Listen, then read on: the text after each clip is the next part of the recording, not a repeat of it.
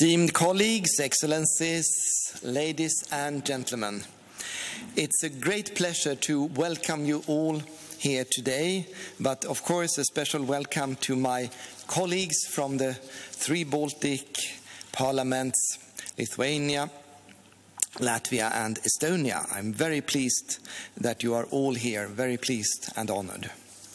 Most of us here today have very clear and vivid memories of what happened in the Baltic state 30 years ago, which also, I believe, says something about how old we have all become.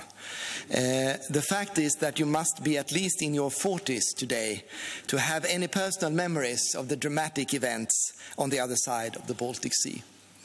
This means that the younger generation can hardly recall these events, which is one good reason for holding this seminar, to educate our citizens and make them remember.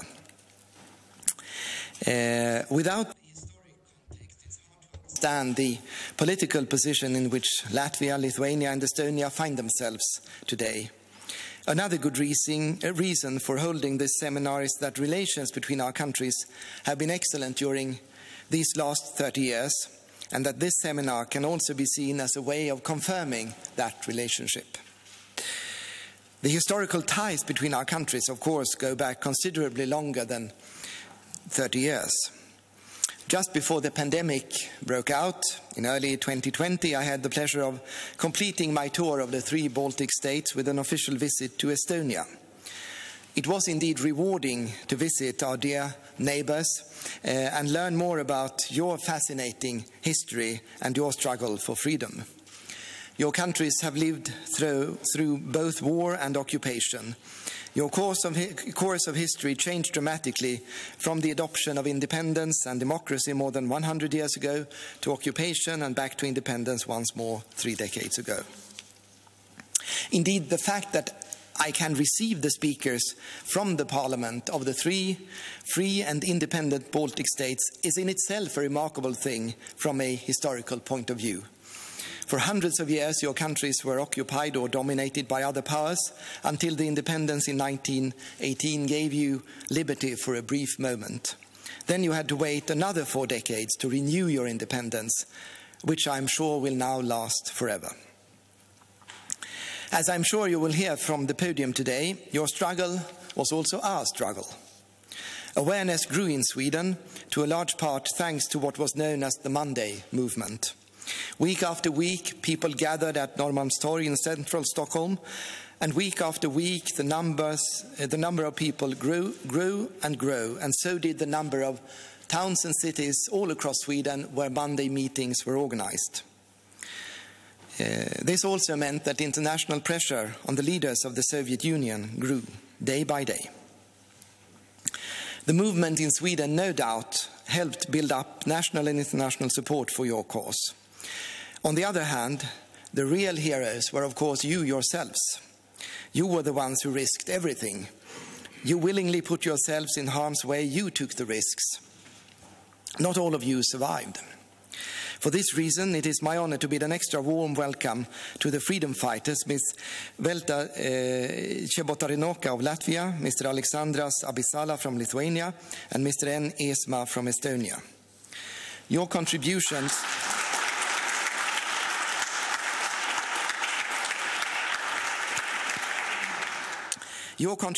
to the freedom movement cannot be overstated, and I am very much looking forward to listening to what you have to say. It was because of your personal courage and the courage of many of your compatriots that your countries are free today. For this, we salute you. Sweden has long been a staunch supporter of freedom and democracy in the Baltic region. For instance, we were the first country to open a representation in Riga back in 1990. The same year, my predecessor invited his fellow speakers with delegations from the newly elected parliaments in the Baltic countries to visit the Riksdagen. Since then, many things have happened. You are now all well integrated and respected members of the European and Nordic communities. Our countries may have arrived at the present day in different ways, but one important thing still stands. We are neighbors, we are friends, and we share the same values. Again, a warm welcome to the former First Chamber of the Riksdag. We have had the pleasure of seeing many of you here before, and I'm convinced that we will see you here many more times in the future. Thank you.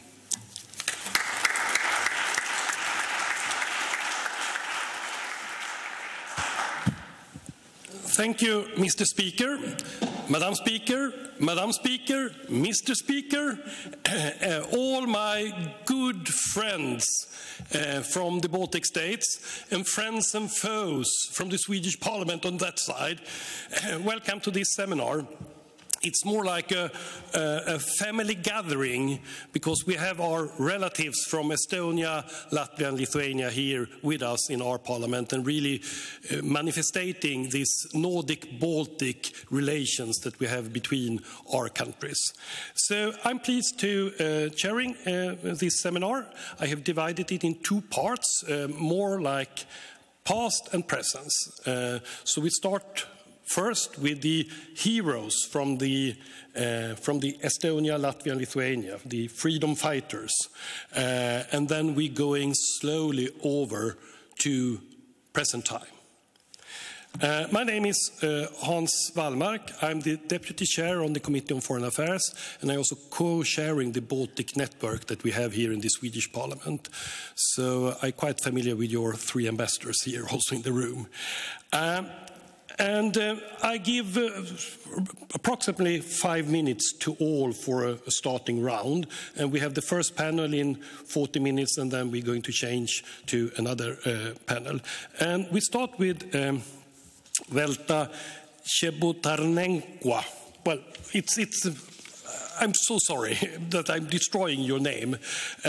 Miss Velta is going also to have her speech translated by Vita Viktorsone. Velta is born in 1949 in Riga. She has studied in Latvia State University. She started her career as a secretary at the Latvian Amateur Film Studio. After graduating, she worked as a desk officer at the Culture Commission of the Science Society. In 1985, she started working for the newspaper Jurmala. At the founding Congress of the Latvian Popular Front in 1988, she was elected member of the Council of the Popular Front. In 1989, she was elected member of the People's Deputies at the Jurmala City Council. Later, she was their deputy chair. In 1990, she candidated for the elections of the Supreme Council of the Latvian from the list of the Popular Front, served in the Commission on Human Rights and National Affairs. After the end of her term of the deputy of the Supreme Council, she worked in the field of public relations. Please. Thanks.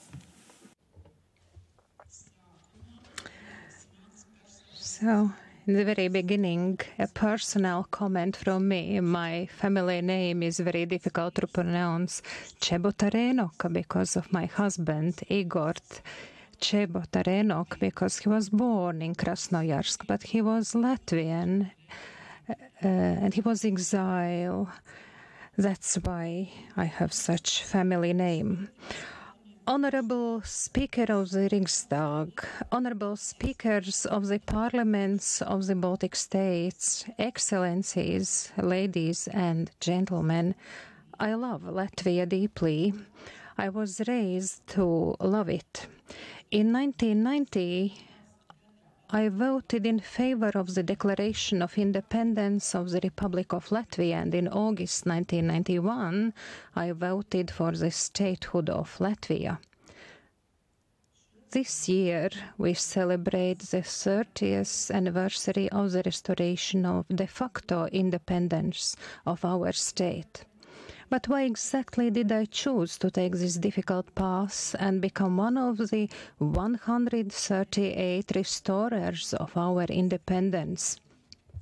Knowing fully that Latvia was occupied by the Soviet Union and we were living under severe totalitarian conditions. Furthermore, the Soviet armed forces were deployed in every corner of Latvia. And the general headquarters of the Baltic military district were located in Riga. My childhood and youth were spent in the occupied Latvia. Naturally, as a child, I enjoyed the sun, the sea, the snow, and was not aware of many important facts. That was until my father, a member of parliament during the first period of independence, showed me photos of him at the Saeima building, standing next to the flag and the coats of arms of the Republic of Latvia, and made me promise to keep this information a secret. During my earlier years at school, you could not even buy white bread anywhere in Latvia, since all the wheat grain supplies were sent to the vast Russia. Today, my granddaughter cannot comprehend that at that time the stores were empty and people were given food ration stamps, which we could use for our monthly purchase of 1 kilo of flour, sugar, washing powder, shampoo, and other goods. Meat, sausage, and butter could be acquired through the so-called blatt. That meant being acquainted with a salesperson. It was an entire system that suppressed the Soviet people. The people were dependent on this system. One relative of mine waited 20 years in a queue to buy a car.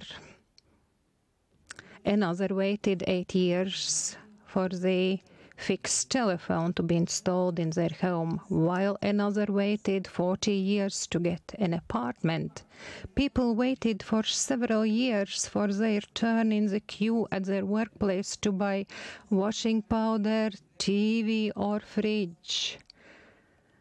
The manufacturing industry of the vast Soviet Union only served the needs of Soviet army. The Soviet Union focused on a constant arms race, but all this is nothing compared to the everyday manifestations of the Soviet totalitarian regime. I will share a memory from my first place of work. Young and cheerful, I gave a speech in Latvian at a work meeting. The next day I was called by the deputy director, who turned out to be the undercover official of the KGB. Of course, I was unaware of that. He scolded me for speaking in Latvian and threatened to reprimand me if it were to happen again. All of my colleagues were Latvian, apart from the head accountant, who was Russian, and who, despite having lived in Latvia for 30 years, did not understand the Latvian language. All of our work documents had to be written in Russian. It was painful and humiliating. There was a person in every single workplace and even every group of friends who participated in conversation with great enthusiasm only to report them to KGB. Thus, our small country had a great number of political prisoners, victims of political repressions, and those who were not allowed to go abroad, like me.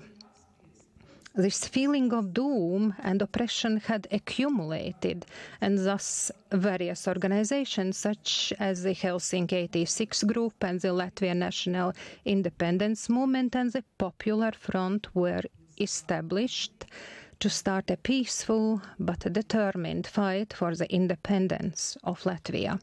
Similar movements were started in all 3 Baltic states at the same time, unifying a large group of people and manifesting that the burden of the Soviet occupation had become too heavy and that nobody was willing to continue living in this prison-like environment. The nations were ready to fight for freedom and independence. Back then, our whole lives served the greater cause, the independence of Latvia. The road towards this great achievement was long and difficult, and all the other aspects of our lives were secondary. On May 4th, 1991, we declared our desire for an independent state. Our vote demonstrated the confidence in our dream, and it was the beginning of a fierce and difficult battle for complete independence of the state of Latvia. The Soviet armed forces continued to demonstrate their power over Riga and the entire Latvia. It's no coincidence that barricades were built in January 1991 and the people defended their parliament against the militarized formations of the foreign power. People died on the streets of Riga. On August 21st, 1991, while MPs voted for the statehood of Latvia, Soviet armed vehicles were making their way towards the parliament.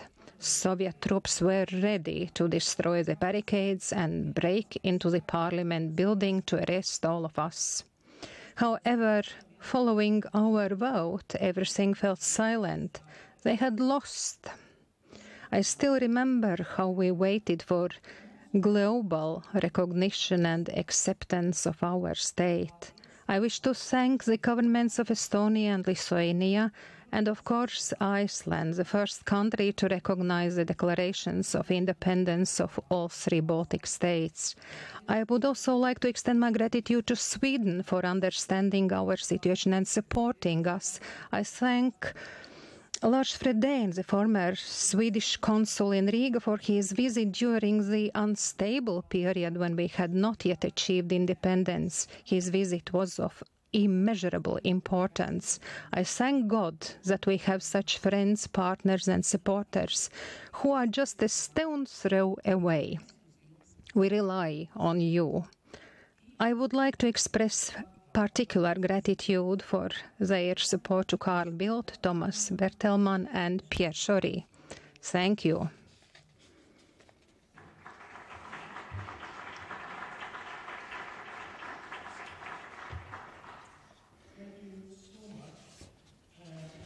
The dreams in Latvia, we now turn over to the dreams in Lithuania.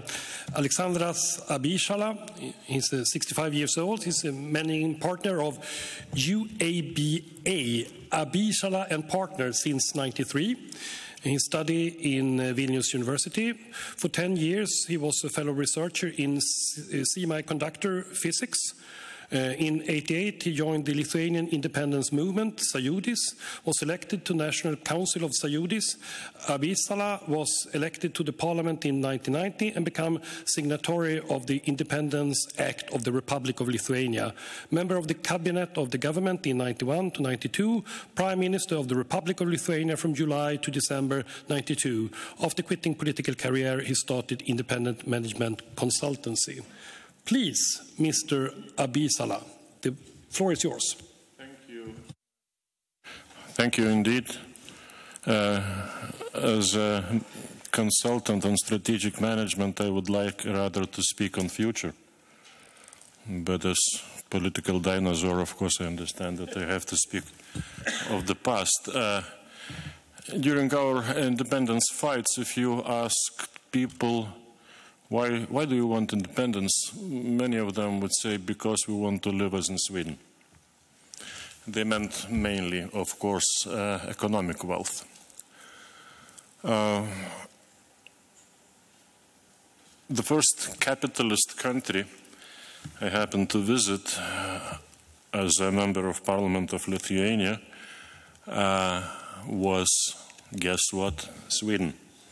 Under invitation of Riksdagen in 1990, summer 1990, far before formal recognition of our relations, and it was a brave step.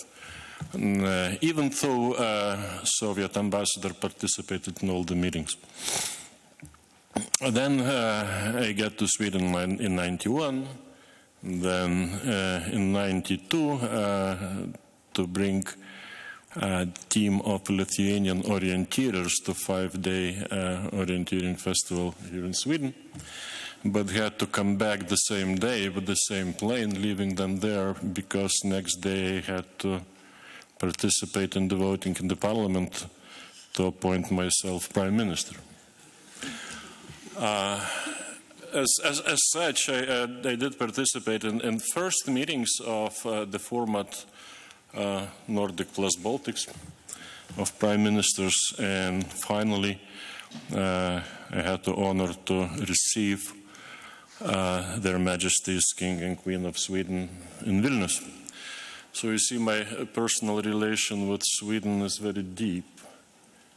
Therefore, I cannot speak independently about relations of Lithuania and Sweden, because I have some personal conflict of interest to speak too good about those relations.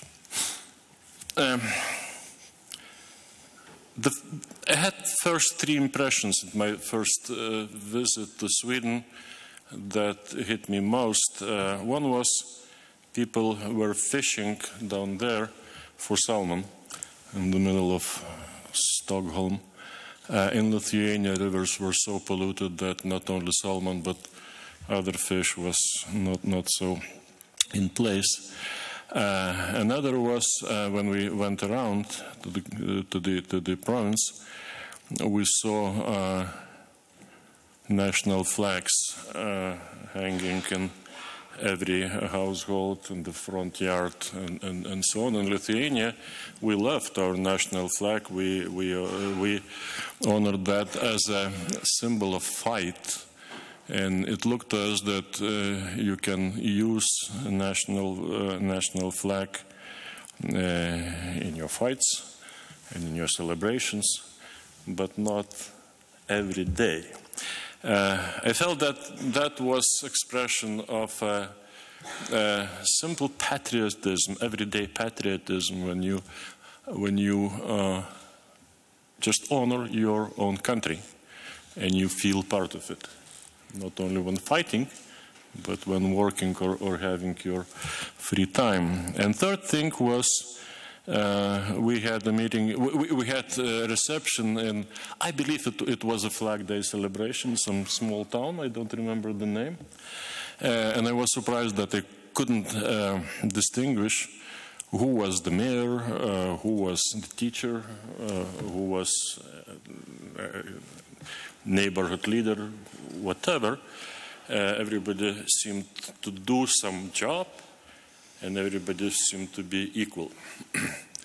That was the first impression for me coming from Soviet regime, where hierarchy was absolutely clear, that there might be communities where people voluntarily undertake what to do for the sake of their neighborhood or their town and of their country, which is called civil society.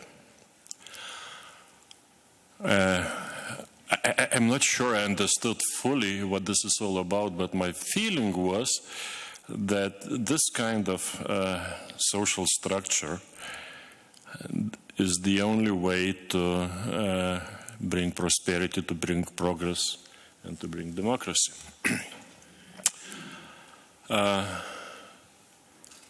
We didn't catch up Sweden by economic wealth yet, but we're catching up rather fast. We can fish in the middle of Vilnius for salmon, because rivers are much cleaner than before, and we fully understand that the Baltic Sea is the most polluted in the world, and this is our task to make it better. We are together with Sweden, members of European Union, and as I understand, often we vote the same way.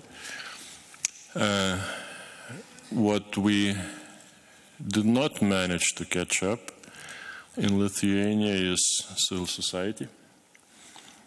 We're doing better, much better than before, but still a lot of work is waiting for us, and not only politicians, but the society itself, which we represent. And finally, about my relations to Sweden, in 2008 I was appointed special envoy of Prime Minister to negotiate with the EU energy security because of closing of Ignalina nuclear power plant. Our mission resulted in creation by the Commission of Baltic Energy Markets Interconnection Plan, including a number of projects. One of the projects was electric interconnection between Lithuania and, guess what? Sweden, of course. So thank you, Sweden.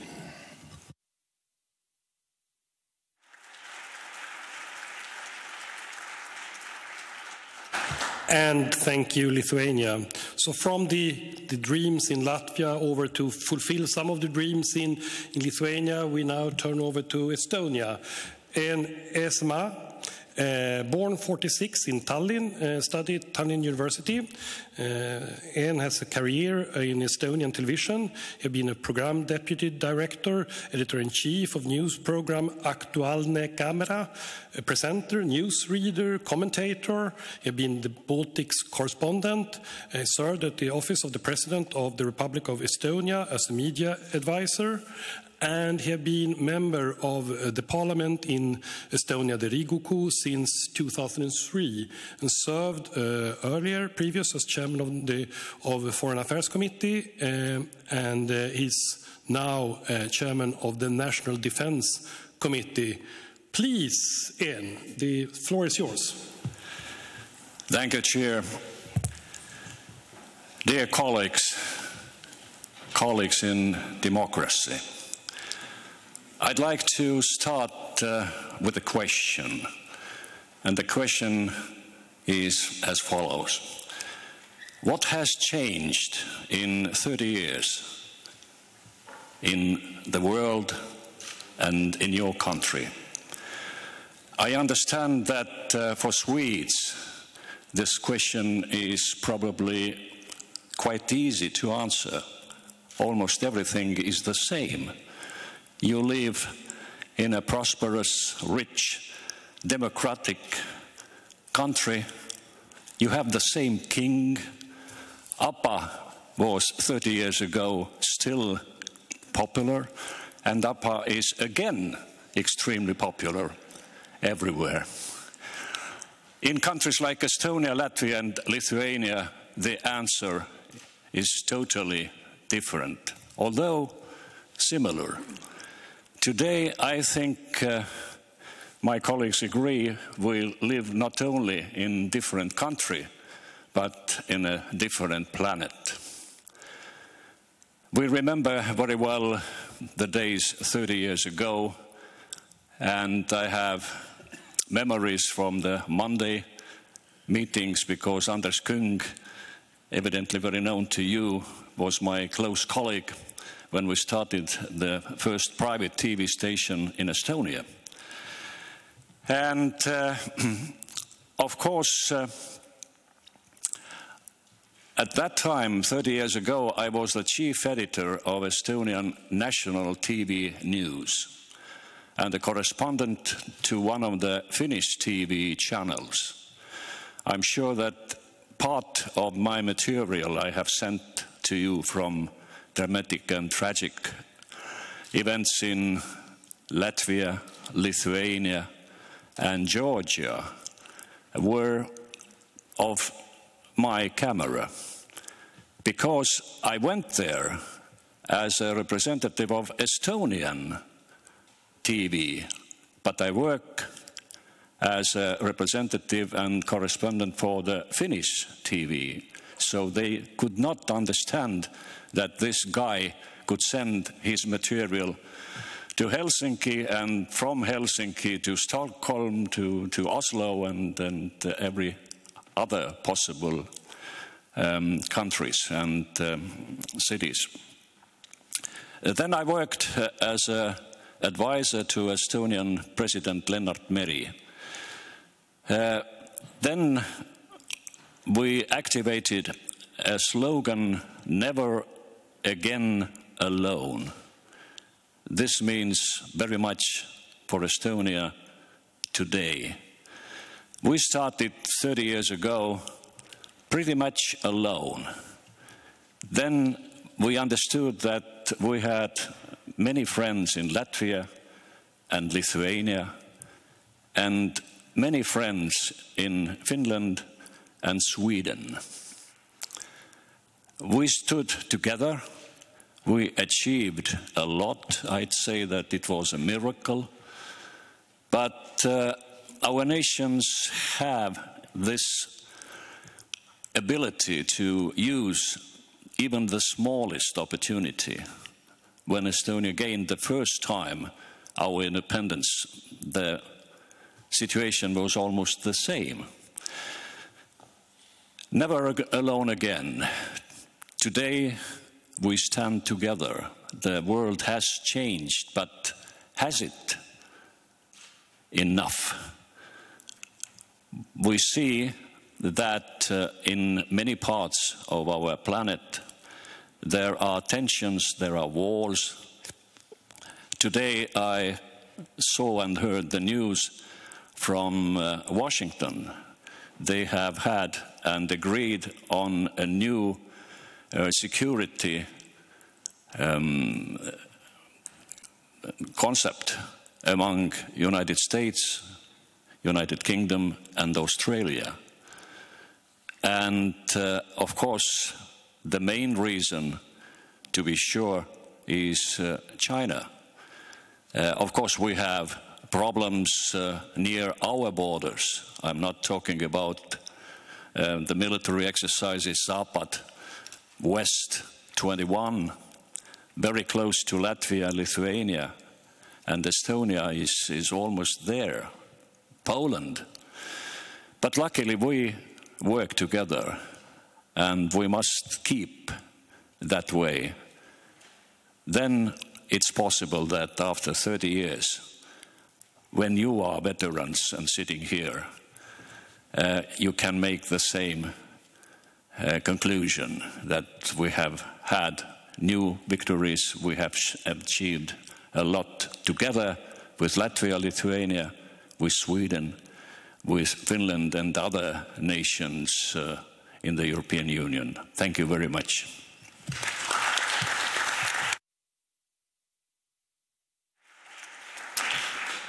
Thank you, Ian. Never alone, always together. And as a bridge to the next speaker, Cecilia Brink, it's not ABBA, well, not only ABBA, but it's the journalism. Cecilia Brink, she's the president of the Stockholm City Council. She was born in Lund, 1962, and she has a background in journalism and publishing and studied in Lund. From 2006 until 2010, she served as a full-time elected representative in the city of Stockholm. She re-entered Stockholm City Council in 2014 after spending 4 years as a member of the Swedish Riksdagen, a colleague to me, taking over the position of opposition vice mayor. And following the general and local election in September 2018, the City Council elected Cecilia Brink as president of Stockholm City Council. She has been president of the Confederation of Swedish Conservative and Liberal Students. That's quite important. And she has been extremely involved in the Monday meetings. So take us back in time, Cecilia. Thank you, Hans, and thank you all for inviting me to be a member of this wonderful panel. I'm not sure about what I feel about having been placed so decisively in the category past. But I'll get back to you on that at a later moment. I've been, I think, really close to history in the making 2 times in my life, and they were sort of connected with each other. The first time I remember was in the autumn of 1989, when I watched on Danish television, which was still state-owned, but a little bit less obedient than the Swedish state television at that time, I watched the live press conference from Berlin, where a minor Communist Party official answered a question about when were the borders to open, and he said, sofort, which means now. And that was it. And something in my head said that this is a momentous moment in world history. Nobody knew quite how important it would be. You know, now when we talk about the fall of the Berlin Wall, it's as if that was what happened. Somebody made a decision and then they tore down the Berlin Wall and everybody was happy. It was indeed a very dramatic process which could have gone terribly wrong at so many points, so many times. That was the first time. The second time was also in 1989. It started in 1989 in August. I don't remember the date. I think maybe 22nd or 23rd of August, when I watched on television the human chain of people, 2.5 million people holding hands in a line stretching for nearly, I think, 700 kilometers through Estonia, Latvia and Lithuania, holding hands for peace and independence and self-determination. And then 1990 came around, the Estonian, Latvian and Lithuanian authorities decided to declare their independence. As Hans Wallmark said in his introduction, I was born in Lund, which is a city in the south of Sweden, and I moved to Stockholm in the summer of 1990 and started work at Timbro. Now I'm starting to get to the point. I had two bosses at Timbro. One is sitting there, Gunnar Hökmark, and the other one was the sadly departed and very much lamented Mats Johansson. And they were both instrumental in the Monday meetings at Norrmalmstorg. They had started in March 1990. And we who worked there were recruited, kind of, to help. Not forcefully in any way, but this is a very important issue. I think up till that point, I think we had sort of regarded the issue of independence for the Baltic states as something very theoretical. This is a dream, this is something we wish for, but it probably won't happen in our lifetime. Then it started to become real. We were recruited to help with the meetings, and many of you have heard my track story already. I'm going to repeat it anyway, in a very briefly. My task was to go to the car rental place in Södermalm. Remember, I had been living in Stockholm for about 3 months, to get the small pickup truck we used, to drive it from the rental place to Norrmalmstorg, up onto the torg, onto the square, in defiance of any traffic regulation known to man, to park it there, and then we used it as a podium for the speakers. Because in the beginning, I think they were standing on a wooden crate or a stool that somebody brought from Timbro, but as the meetings grew, more and more people attended them. There was a need to see the speakers, not just hear them. Hence, the issue of the truck. I don't think any of us, apart, I think, from Gunnar and Mats and also Peter Luxep, who was one of the early enthusiasts, and Anders Kung has already been mentioned, really understood the importance of these meetings and the impact of these meetings, at least not in the beginning. They were a venue for us to show our solidarity, to support the struggles of our neighbours on the other side of the Baltic Sea, something that still was slightly controversial in the Swedish debate in the early 90s, even after the declarations of independence in 1990. And as the movement, the Monday movement, gained momentum, more and more people came to join us. What started out with 15, 20 people, I think at the most it was more than 1,000. The square was packed with people. And virtually anybody whose names later came to be connected with political offices in Estonia, Latvia and Lithuania were there as speakers, many of them several times. The reality and the seriousness of the issue became very clear to us in January 1991, when suddenly there were images shown on television of tanks in front of the parliament buildings in Riga and Vilnius. There were images of special forces moving in, frightened but very determined people, as we've heard earlier, barricades being put up very, very hurriedly. And at that point, the Monday movement kind of transformed into becoming a lifeline for many politicians and activists. It was a safe place. You could speak freely, surrounded by friends who supported you and who supported your cause. I have a very, very vivid image in my mind. Remember, it's 30 years ago, so I don't remember that many names, of somebody, a guest invited to speak on the Monday meeting of that week, standing in Mats Johansson's office at Timbro, which was just a few blocks away from Norrmalmstorg, trying desperately to get a call through home to see that his family was okay. He did it eventually, but during this entire situation, the images of tanks were playing on television in front of us. It was incredibly frightening. And let's not forget that people died in Riga, in Vilnius, in Estonia, for the cause of freedom. And let's not forget those who paid with their lives for the fight for independence. Anything could happen. There were nearly 80 Monday meetings in Stockholm, all in all, 71, and the last was in September 1991. 30 years ago. And I don't think we should forget that Stockholm wasn't the only place where these meetings were held.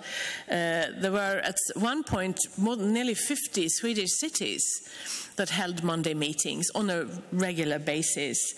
Not every Monday, but maybe every second Monday, because the feeling of support and the feeling of being a part of history live, so to speak, was so strong. And there has always been a very great sense of friendship and solidarity between Sweden and Estonia, Latvia and Lithuania.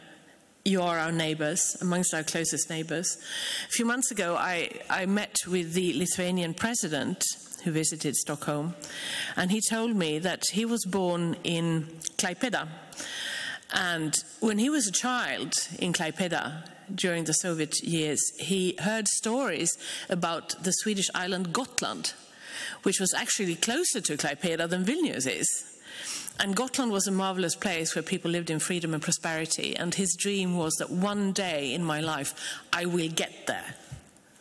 And I will fight to see to it so that my people in Lithuania get the same freedom, the same prosperity, and the same opportunities as people have in Gotland. For my part, I'm very proud of having been a very small and insignificant, although a small cog in this entire machinery that made that dream come true. So I'm very honoured to be here today. Thank you.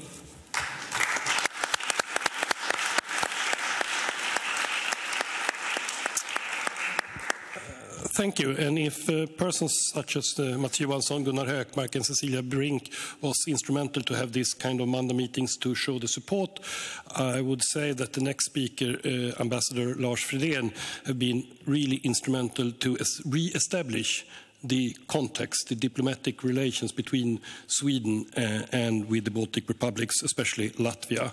And you are also a beacon in Swedish diplomacy. Lars Fridén have been the ambassador, served as an ambassador to China, People's Republic of China and Mongolia, 2010 to 2016. He had been in Swedish Foreign Service since 1982. He had a background in Chinese and Russian, and his career has centered around China and the Soviet Union / Russia. In 1990, he became the first diplomat from any country to be stationed in Latvia since 1940. Please, Lars Fridén. Thank you, Hans. I'll begin with a sound check. Can you hear me? Speaking too loud or too soft? No? No. I take it as a no.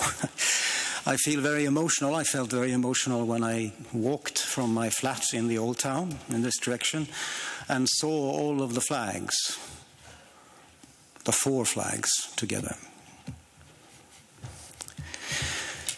I really don't know where to begin.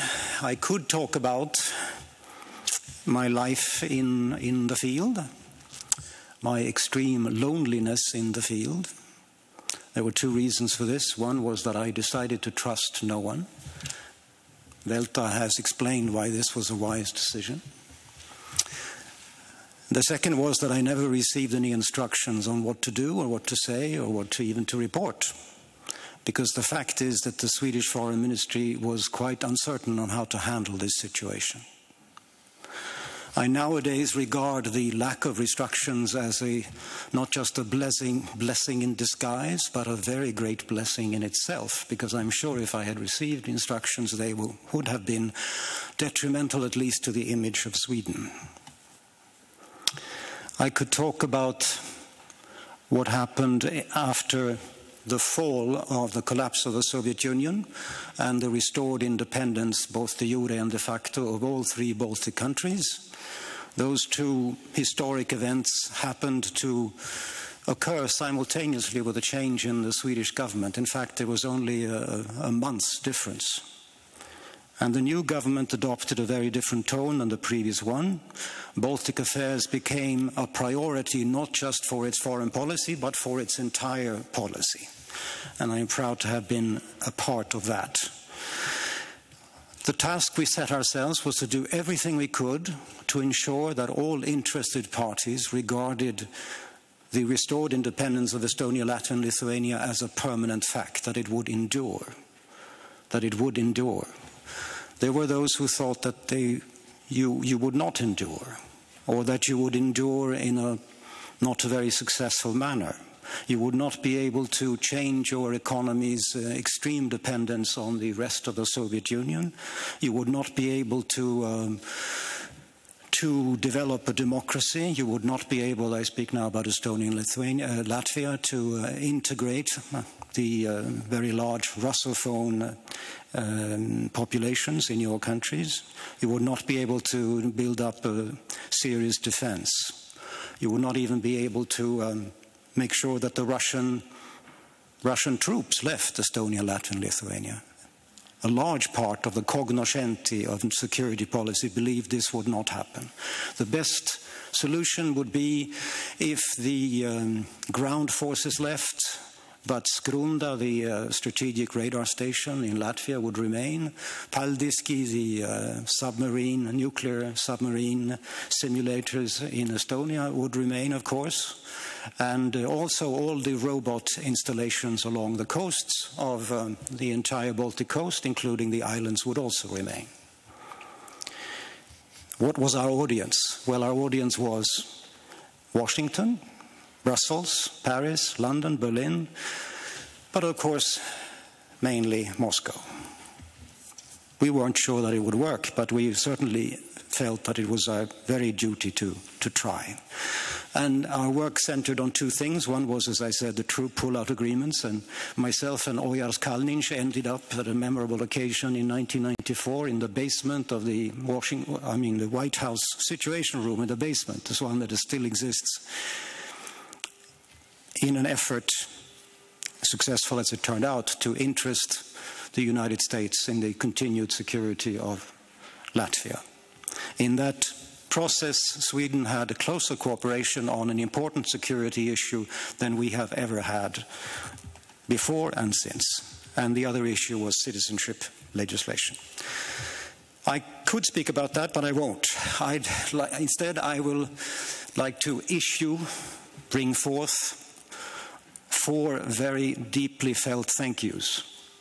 First to Gunnar Hökmark. And I speak now, in general, I speak as a retiree, of course. I'm not just a Swedish citizen. The Monday meetings restored this Swede's sense of self-respect. Thank you very much. My second thank you is to the representatives of Estonia, Latvia, and Lithuania who are here in this hall today. And that is to thank you for conducting your freedom struggle entirely with peaceful means. This is not always the case, as we know, with independence struggles. And as you know, and as I believe, your situation today, our policy then, would have been entirely different if there had been violence from your side. There was no violence from your side. The only violence that there was came from the other side. This also includes, this thank you goes also for after 1991.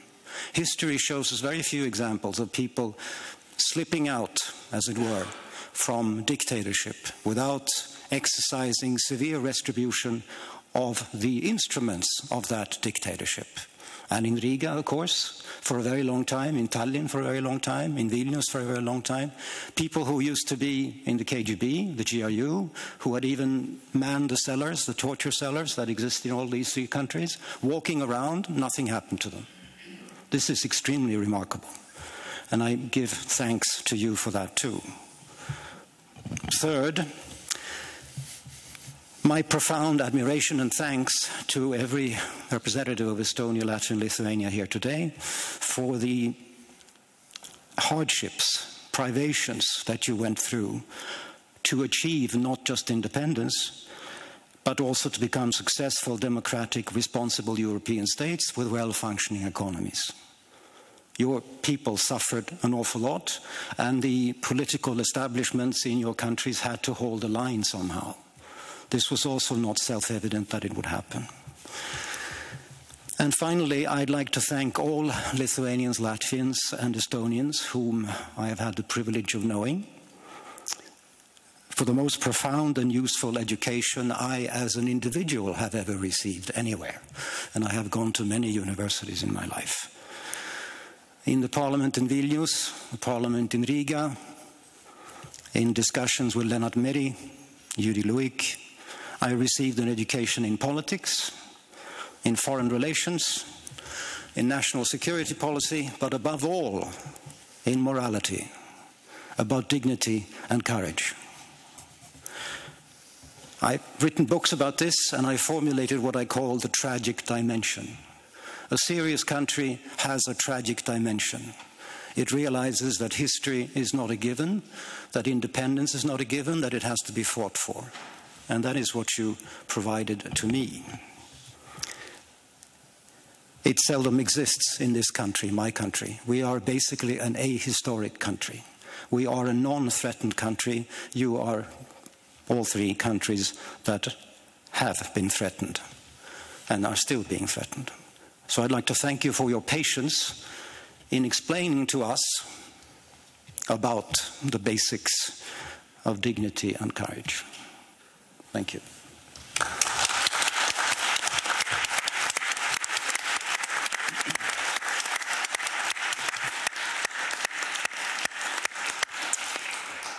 Thank you, Mr. Ambassador Fredén. I think it was a fantastic ending of this first panel.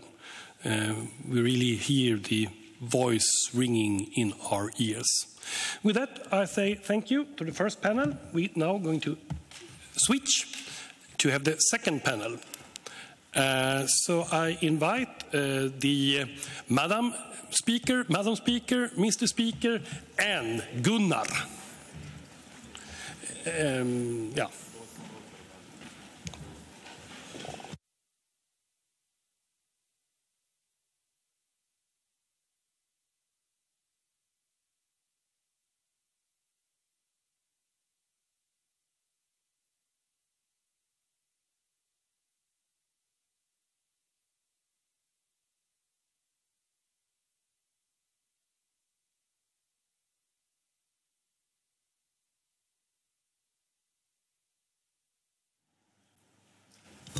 And when we also switch signs, I start. We are little lost little time, but it has been extremely interesting. Past and present, and really as a bridge between everything, both between past and present, but also between the Monday meetings and current politics, we have Gunnar Hökmark. Born 1952 in Ystad in Skåne, studied at University of Lund, still in Skåne.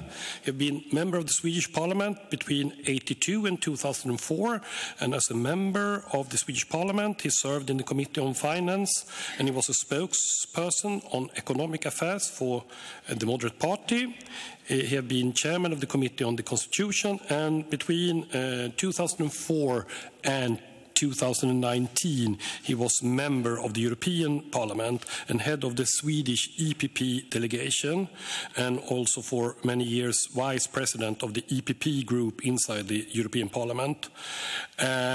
He have been really instrumental in the enlargement process and in the cooperation with the Eastern Partnership.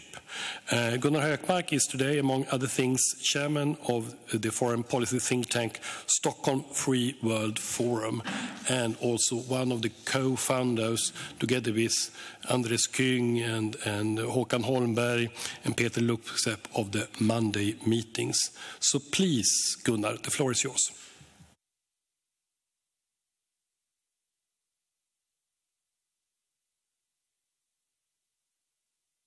Men, herr talman, jag tänkte jag skulle säga det någon gång till. Det var rätt länge sedan.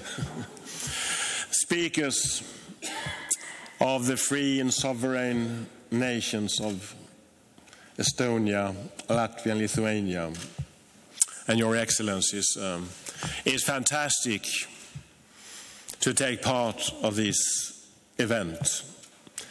When I walked here, as Lars Fredén also touched upon, I saw the Estonian flag, the Latvian flag, Lithuanian flag, and the Swedish flag, all flying with the winds of freedom. That's quite fantastic, because that was not how things were a little bit more than 30 years. At that time, it would have been a political provocation. Now it's a regular normality. And normality is one of the best things you can have in the world. A good friend of mine, Tune Kelam, some of you know him. Some of you will know a little bit more about him after this. He told me the first time when I visited Estonia, so it must have been either 88 or 89. He told me, Gunnar, I long for the day when Estonia is just as dull country as Sweden. He didn't mean dull. He did mean dull in the stable meaning, normality. The dullness of not being afraid. The dullness of having the opportunity to sit and talk and chat as we are doing now. That's how dull you are all now. Fantastic. Freedom. And, you know, it's even better than that, because our region is today one of the most integrated regions of European Union. Our economies, and this is important in a time when we talk about crisis, our economies belong to the most competitive clusters in the world. In a time when we're discussing economic crisis in some parts of Europe, this is a stronghold. Not only for economy, but because of that also for the voices we would like to make clear. And I think our challenge now is, of course, Hans touched upon it, life is about the past, the present and the future. We can bring the knowledge from the past, not look back too much, but bring the knowledge from the past into the present and form the future. And one thing that I learned myself from dealing with the Monday movement, which was a fantastic thing, because we sat, I met some friends on a Thursday evening, and the day after I phoned Peter, I phoned Andres Kyng, and I phoned Håkan Holmberg, and then on the Monday, the day after, we started, and we had 300 people coming at the same time. And then the next time we were 2,000 people, and the foreign minister of Sweden, I'm not going to dive into political diversions now, but he had not exactly the same meaning as we had. But after that, Swedish foreign policy started to move and change. And in the end, Sweden was a country supporting Baltic independence all over the country. And that is a learning I think we need to have in this time. Belarus, Russia, China. Who could have believed that the mighty Soviet Union just would collapse? A lot of people didn't. A lot of people told me, let's be realist. Well, I would say that the only way to be realist is to understand that reality changes. And it's a matter of what direction should reality change. Either or with the flags flying with the wind for freedom. And when I think about Belarus and China and Russia, I think it is so important that our countries becomes a nucleus in the long-term standing up for freedom and democracy. The Nordic countries, the Baltic countries are some of the world's most stable democracies today. And we can do a lot influencing others. We can do a lot to secure that European Union is strong. We need to support Lithuania, who is just now in the front for a lot of conflicts. Belarus and the Navalny opposition is there, and some discussions with China, to put it mildly. I mean, there is an American saying, we need to hang together because otherwise we will all hang together. And this is true now as well, because what happened the last years is that the despotism and the dictatorship has won some sort of terrain, not only in territorial meaning, but also in the intellectual and mental meaning. And we need to stand up for that. And what I learned from the Monday movement was, first of all, to meet all of those courageous people at the other side of the Baltic Sea. And, you know, they all had one thing in common. They were not bombastic. They were calm. They were philosophical. They were deeply rooted in their ideas and their beliefs. And I think we need to be deeply rooted in our ideas and beliefs. And we need to stand up together and not say we shall do it tomorrow. We shall start doing it today. Because you know, one thing is that democracy, we saw it at that time, and we'll see it now, is in the long-term perspective always stronger than the dictatorship's brutal force. Because why? Because they need brutal force. We need the support of people. And my learning from the Monday movement, from the courageous liberation of the Baltic countries, and from the enormous contribution you gave to Europe, Lars Fredén mentioned it as well, the peaceful transformation that made it possible to unify Europe. You gave it to us, and this is not fully recognized, but that's an important brickstone in the building of Europe, and now we have some bricks to stand upon, and let's proceed. Let's learn from the past, don't look back, look for the future. Thank you very much. Thanks.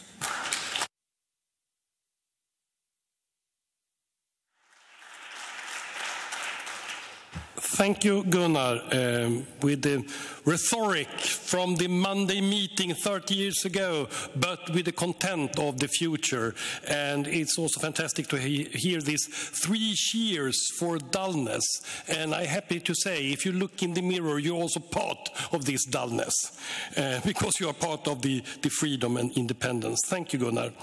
I now turn to the speaker of Latvia, Inara Murnieša.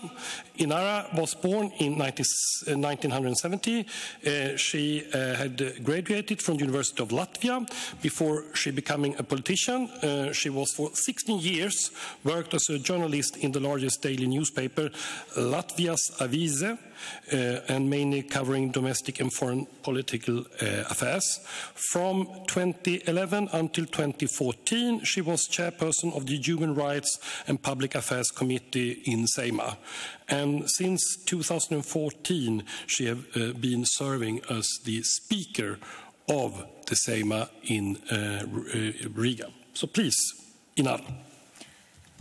Thank you, Honourable Speaker Nolan, my Baltic colleagues, my fellow colleagues, freedom fighters from Baltic states, organizers of Monday meetings from Sweden. I am extremely honored to be today here in Sweden with you to celebrate democracy, to celebrate friendship. Well, this seminar was divided in two parts. The first part past, the second part of today, but to my mind it's very difficult to divide it in two parts, because what was 30 years ago, in a long-term perspective, I can't call it past, because they are quite fresh memories for me today. And I have decided to share my memories of the 4th of May. Well, Madame Brink, you mentioned Monday meetings, which started in March 1990, just 2 years after you started here in Sweden. In Latvia, in our parliament, voted for freedom. And, well, it was so glorious moment in my country. There has been much said on this spectacular day in our parliament, but in my apartment, I've spent this day together with my family. I was 18 year old. Well, and we celebrated this day together with my family, with my grandmother. She's been deported to Siberia during the Soviet occupation twice, and twice she went to Siberia with their 3 children, very small children. Then she came back for the first deportation, and some years ago, and after some years, she was deported twice. Well, she returned, and she returned with all 3 children, and it was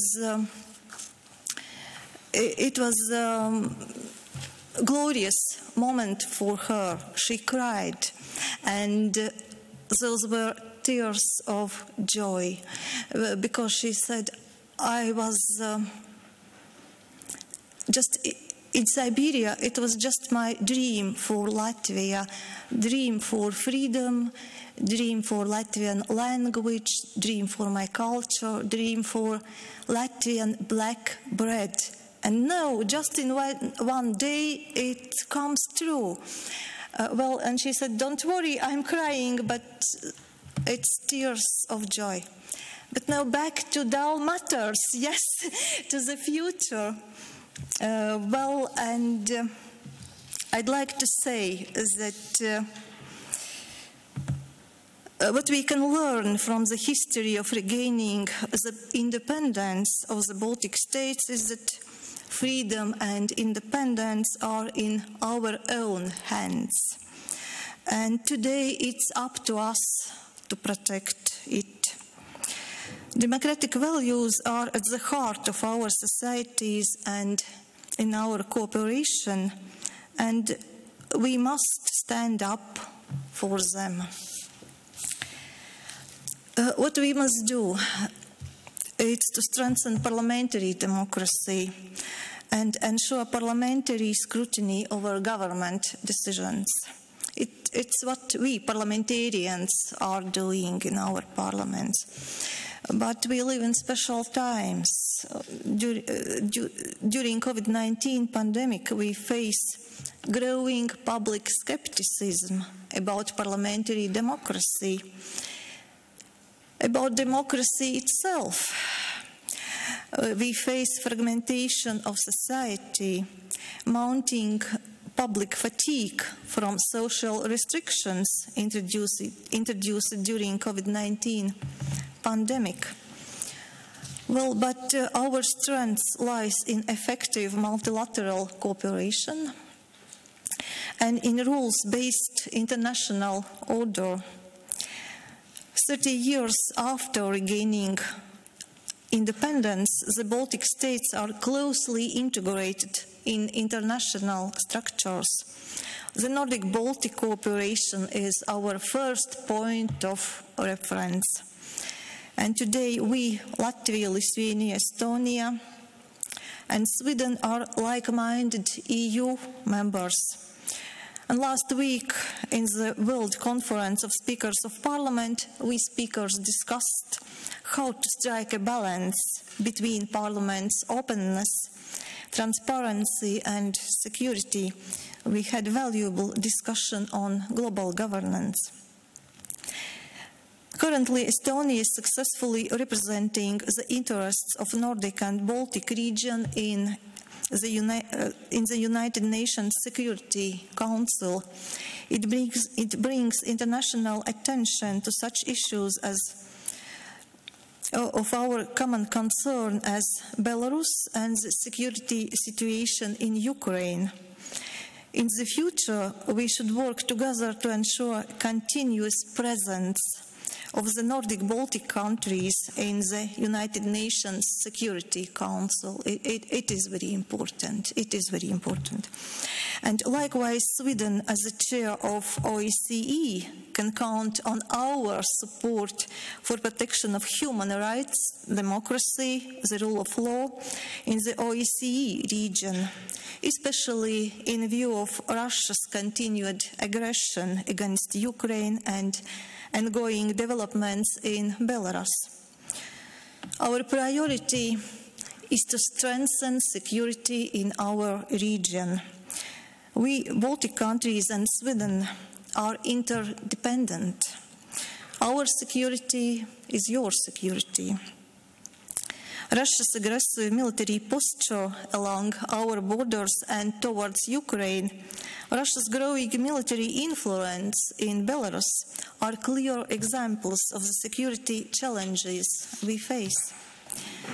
We follow closely the strategic exercise Zapad that is taking place in Russia and Belarus.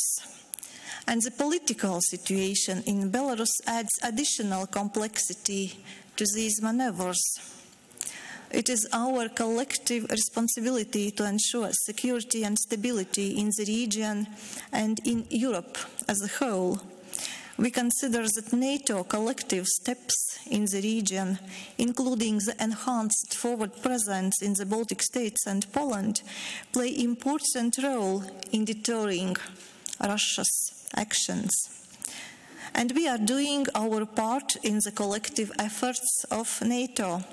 This year, Latvia invests 2.3% of GDP in defense, which contributes to the development of our capabilities. We see Sweden and Finland as the closest partners of NATO, and we appreciate Sweden's steps to continue strengthening the national defense. In August, we, three Baltic speakers and President of European Parliament, Mr. Sassoli, we visited Lithuanian state border with Belarus. What we see is that Belarus is continuing with its hybrid attack. And it is unacceptable that Belarusian authorities are forcing people to illegally cross the border into the territories of the neighboring countries and are depriving them of opportunity to return to the countries of origin. The situation on the Latvia-Belarus border is similar. We are trying to provide a balanced solution to this difficult situation, taking into account both national security and humanitarian considerations. Within the EU, we need to use this momentum to rethink our approach towards the protection of the EU borders, and we should continue to demand that Belarus stop violence, release political prisoners, and organize free and fair presidential elections as soon as possible. Thank you.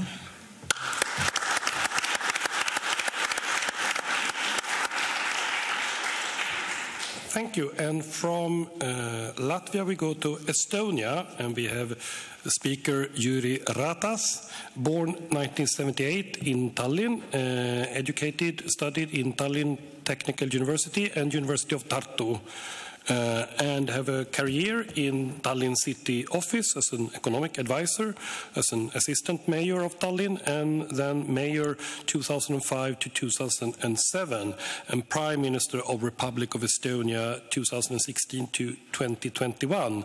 And Jüri Ratas has also been chairman of the board of Estonian Basketball Association, and have been a member of Riigikogu since 2007 and served as vice president, and he's now the speaker. Please, Jüri Ratas, the floor is yours. Thank you. Thank you, honorable colleagues. Dear speaker from Sweden, thank you for this invitation and really great event here today and during next days. My really good colleagues from Lithuania and Latvia, fellow Estonians, excellences, ambassadors. I would like to say, when I was listening to this first part, 4 great speeches, how all of you describe your personal way and memories during 30 years ago. Gunnar, actually, I think we met more than 30 years ago. I remember that my father was one of the leader Estonian Green movement. It wasn't this time political movement. And then I remember that we visited actually Sweden and Stockholm, and one of my memories that we were in some kind of park and there were the speeches, and of course I was then 10 or 11 years old, and maybe it was a little bit hard to understand, but I think these steps or these situations or momentums, they were this kind of first, how to say, doses for me of the democracy and what it means to see publicly the flag, blue, black and white. It was, of course, for these young boys, very, very important and emotional momentums. I also would like to say that we are celebrating this year our 100th anniversary of diplomatic relations, which started 5th of February 1921, and then we're also celebrating our 30th anniversary of our re-establishing of our diplomatic relations with you, dear friends here from Sweden. But I also remember my personal memories, the years, or let's say in the end of 80s, when and during the 80s, when my father described that I have also the aunt here in Sweden, in Gothenburg, and then of course I think I asked that why she's in Sweden and we are here in Estonia, and of course father then explained me what happened during the 40s, and I really appreciate, and I would like to say also today that I think it was really strong support from your side, all 3 Baltic countries, and actually my aunt escaped from Klaipėda. I read the story, and it was really small fish, this kind of boat, and they are trying several times, and it is really interesting story. And then I remember, I think it was 87 when I was then in port of Tallinn, and we were waiting my father's sister, and then I saw her first time, and 1988, then we had the opportunity to visit Gothenburg and also the Liseberg Park, and it was something very, very special. But if we are talking today, then what my good colleague Inara said, that now we must see today's world and also the future and protect the democracy and rule of law, and it is something very special that we could say that one of our countries today and someone is maybe tomorrow the member of the United Nations Security Council, and it is something very, very, very special, and I'm really proud of that, and I'm really thankful for your commitment, your contribution, support during these let's say last 30 years. And if I take our 30-year-old generation has grown up having this kind of no personal memory of Soviet regime, and if I am talking today, then next month in the middle of October, our young people who have been born in the EU member state Estonia are going to use their right to vote in our local elections. And the life speeds fast forward, and we think less and less of the past, like you, Gunnar, also told. And events like today's seminar help us to reconnect these important landmarks of our history. Our restored independence was not recognized at once. Achieving it took both Persians' action and talks. Among other things, we had to convince the international community that our claim of statehood is justified. Fortunately, we were not left alone in this struggle. The importance of physical presence of supportive friends and allies becomes even more clear in times of uncertainty, in those times when we need to know that we are not facing the hardest challenges alone. The Kingdom of Sweden recognized, like I said, the Republic of Estonia 27 of August 1991, and was very first country to appoint its ambassador to Estonia. Swedish ambassador Lars Arne Grundberg started his assignment in Tallinn only 9 days after the restoration of independence. I just would like to say that today and tomorrow and the day after tomorrow, of course, it is also our celebration last 30 years of re-established diplomatic ties and friendly and very close, and I would like to say the same values relations between Baltic countries and Sweden. Tack så mycket.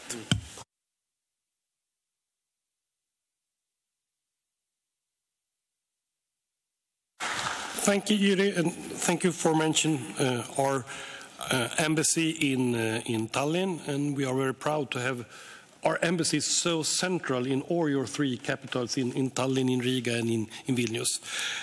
Now I give the floor to the speaker of Lithuania, Victoria Chimilyte-Nielsen. Born in 83, and in my paper it says that you are graduated from the University of Latvia. No, it's correct. And you are a professional chess player. You have a chess grandmaster, a long-time member of national chess team of Lithuania, and 2000-2004 you were the winner of the World Chess Olympiads. And you started your political career in the parliament, in the Seimas, in Lithuania 2016, and was elected as speaker in November last year. So please, Victoria. Thank you.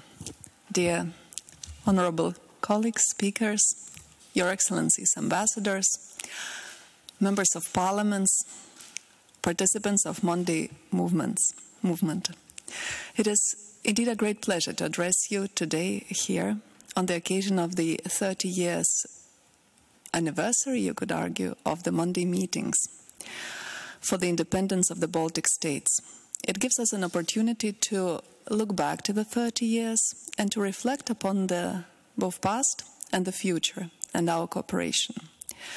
Just a week ago, in the Seimas of Lithuania, an event took place organized by the Embassy of Sweden, and I would like to thank Madam Ambassador for that once again, to mark Monday movement. It was attended by Mr. Gunnar Hökmark, by Mr. Lashfreden, who shared their memories of those times when freedom and independence was still just a dream that Estonia, Latvia and Lithuania were aspiring to. The dream that Swedish people so strongly supported in a very uncertain and especially important time between March 19, 1990 and September 16, 1991. This dream did come true. We restored independence. But later, one could argue, an almost equally difficult task awaited us. A challenge of building a state that is firmly rooted in the values of democracy, rule of law, respect for human rights. A challenge of becoming a full-fledged member of the European family of countries. And during that building period, Sweden has been an important partner, a crucial ally. In the beginning of the 90s, providing our young politicians, our civil servants, members of NGOs with what Mr. Hökmark called crash courses on themes ranging from market economy to human rights. Later, in supporting our aspirations to join the European Union. The fight for democracy and freedom is not a finite process. Every generation has to defend it. Every generation has to do it in its own way and on its own terms. I would also add that preserving and nurturing respect for human rights is always a work in progress. And in that important work, Sweden is our partner, sharing experience, working together with our NGOs, organizing events, supporting initiatives aimed at achieving gender equality, eliminating domestic violence, ensuring the rights of minorities.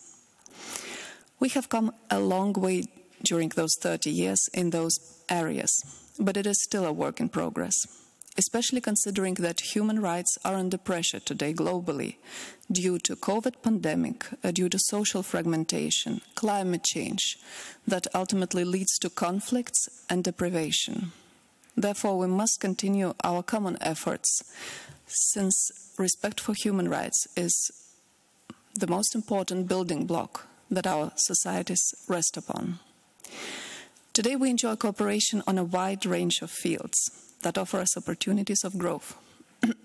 But we also face common threats, threats to our security, threats to the environment that we stand little or no chance against should we choose to face them alone.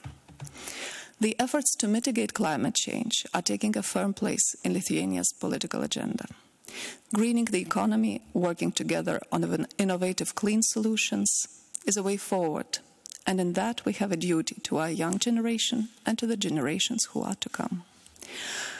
As we look back to the past 30 years with a sense of achievement and gratitude, we also witness that the dramatic fight for democracy and freedom happens literally as we speak, very close to our borders.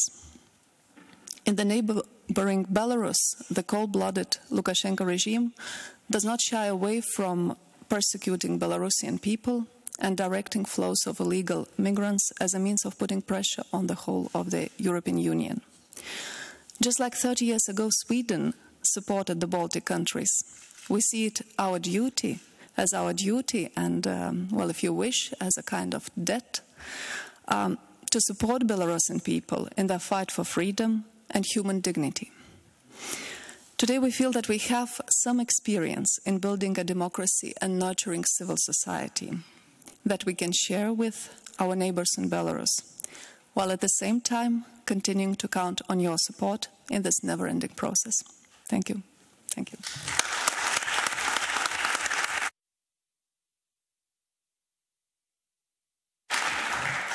Thank you, Victoria. The time is now 2:30, so I invite Mr. Speaker, Dr. Norlén, to wrap up this family gathering, this Nordic-Baltic family gathering. So in all those happy spirits that have been delivered, please, Mr. Speaker. I think this has been a fantastic seminar. These last 90 minutes have been truly both moving and I think we have been both moved and learned a lot. We have listened to so many different aspects of the liberation of Latvia, Lithuania and Estonia. I've been given new insights, and I think being part of this seminar has made me not only wiser but also proud of the achievements of the Baltic people, proud of the achievements of those who fought for their independence through the Monday movement here in Stockholm and elsewhere in Sweden, because I think they show so much of solidarity between the Baltic peoples, but also solidarity between the Swedish and the Baltic peoples. I leave this great chamber with a light heart, very invigorated by all your testimonies and all your shared stories. In the last 30 years, you have come an impressively long way. How the next 30 years will shape our region, nobody can know. It is, as it's sometimes said, hard to make predictions, especially about the future. But one thing is certain, and that is that the ties between our countries are stronger than ever, and they will last for many, many years to come. Thank you for attending this seminar. Thank you for contributing. And now it's time for a more practical exercise. We're going to walk down memory lane to Norrmalmstorg, just a few blocks from here. That is where the Monday movement once began, and we're going to take part in a reconstruction of one of these Monday meetings. Thank you again, and see you there in a short while.